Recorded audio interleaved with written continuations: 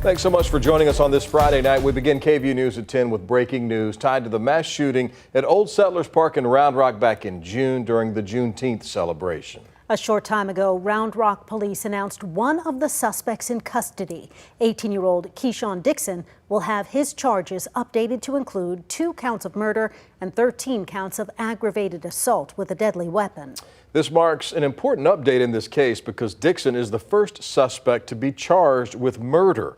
Leading up to tonight, none of the 3 suspects who were arrested for the shooting had faced murder charges because it was unclear who fired the shots that killed 2 women, Ara Duke and Lindsay Vignair.